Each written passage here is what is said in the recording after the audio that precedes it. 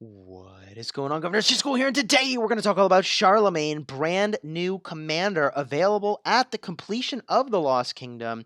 Uh, the first continent has finished up their KVK. Charlemagne is available. I've got screenshots of all of the skills. We'll evaluate them. We'll talk about how you unlock this commander first.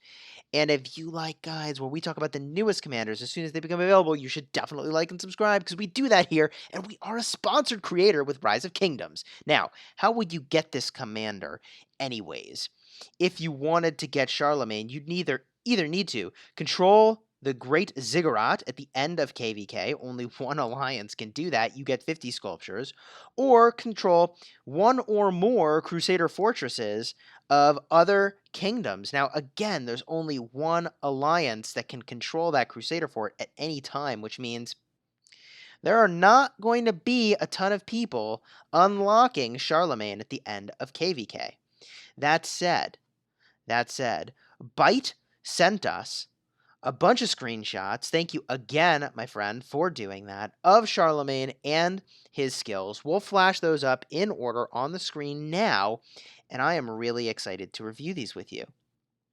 Charlemagne is a leadership and conquering and skill commander. I do love the skill tree, although I'd probably prefer the attack tree for rallies, and I think the leadership tree is also pretty darn exceptional for rallying stuff.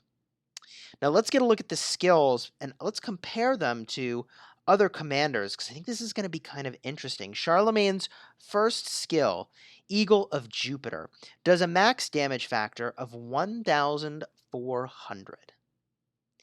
That's it. Single target, max damage factor, 1,400. I find this wholly unimpressive. If we look at Yi Seong-Ye, that's, I think, about what his damage factor was before the expertise skill. It was 1,400. However, that hit multiple targets. Yi Seong-Ye hit multiple targets. That's way better than the same thing that can only hit one target ever. Let's look at another commander. Cao Cao, first skill. Not only does it do 1,400 damage, it reduces their attack by 40% for 3 seconds and their march speed by 10% for 3 seconds. I mean, like, that's pretty darn impressive. First skill on Genghis Khan does 1,700 compared to the 1,400 on Charlemagne. Charlemagne's first skill is pretty gosh darn unimpressive, and the other skills are going to have to make up for it for this commander to be any good. Let's keep looking. Second skill is interesting, and I honestly am not quite sure how this works. While on the map, so I assume that means when you're not in your city or not defending a structure, all troops under your command have a 10% chance to gain a shield when they are attacked. This shield lasts for 4 seconds and can take a large amount of damage factor max of 1,000.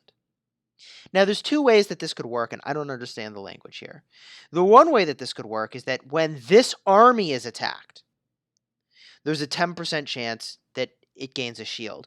But if this does what I think it might do, which is that any army that's on the map at the same time that Charlemagne is also on the map, whenever they're attacked, they have a 10% chance to grant a shield for 1,000.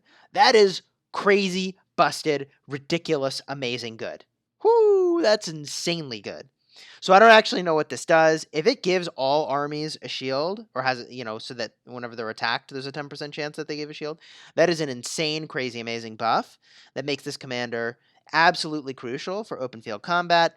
If it doesn't work that way, then, like, it's fine, but it's materially not a whole heck of a lot different than what we see on Freddy's second skill. 10% chance to do a healing factor of 1,000. The thing that I like about this more than a healing factor of 1,000 on attack is that this is a 10% chance when you are attacked. So if you're getting swarmed, then this has a really nice chance to proc. The other thing that I think is really nice is I don't see a limit here to how frequently this skill can proc, which means that you could potentially get this shield to go off a lot.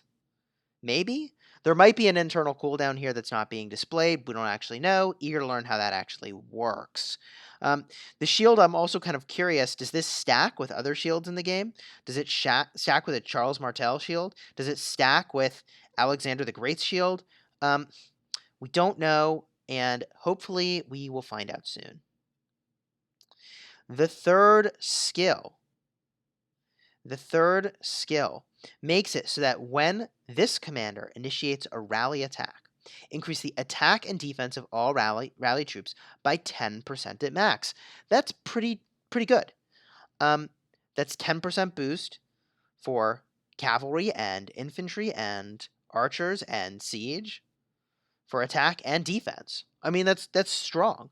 It's technically like 40% attack and 40% defense, except that's really a bad comparison because if you're really rocking a highly proficient rally, what you're doing is, probably using all archers or all cavalry with all archer or all cavalry, commanders, in which case that's not exactly a fair comparison the way I did that, but I'll take 10% attack and defense. That's a pretty sweet skill. That seems strong to me. What will be a good comparison point? A good comparison point will be Hannibal Barca's second skill, where you need to have 3 different types of units to just get a 10% damage boost. 3 different types of units to get a 10% damage boost. So there's a constraint for only a 10% damage boost. So I think the 10% attack and defense is pretty good. I'll take it. The fourth skill, which I'll put up on the screen, is tricky. It's relevant for rallying stuff, for sure.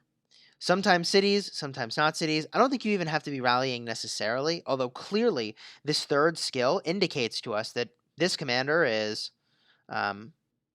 really all about rallying stuff, right? They're all about launching a rally attack. And so you want to use this commander when you can find a situation that all of their skills are relevant optimally. Anyways, so Paladin. For each 10%, Charlemagne's troop count decreases. Skill damage increases. Let's see here. It is an upwards of 5% or 7% if you're attacking cities. And it has a maximum of 15% total if you're not attacking a city, and 21% total if you are attacking a city. So in other words, if you get to 70% or less of your army's capacity, which definitely happens in rallies, you get 15% skill damage increase if you're just not hitting a city, and if you are hitting a city, then it's 21%. Pretty strong overall.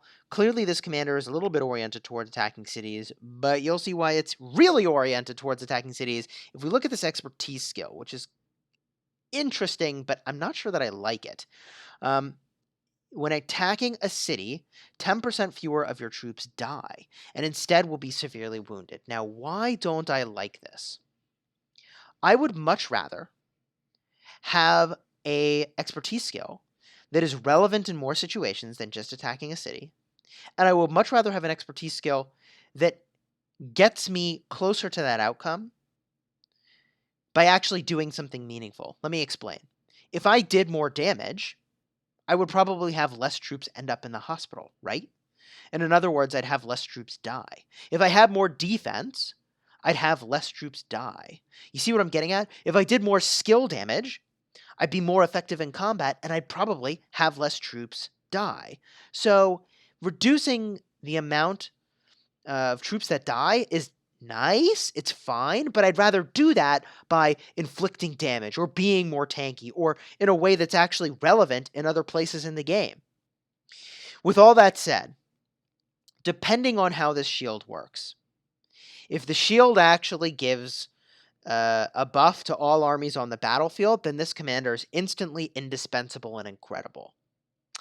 If the way the shield works is that it's just for this commander, then, I would consider using them for rallying a city, and you'd probably be using Mehmed II and Charlemagne as your combination, because that sounds really crazy powerful, but otherwise, I'm not sure what I'll be doing with this commander. The skill attack is not all that impressive. 1400 is not enough damage. The shield is pretty good if you think you're going to get swarmed. I really like that.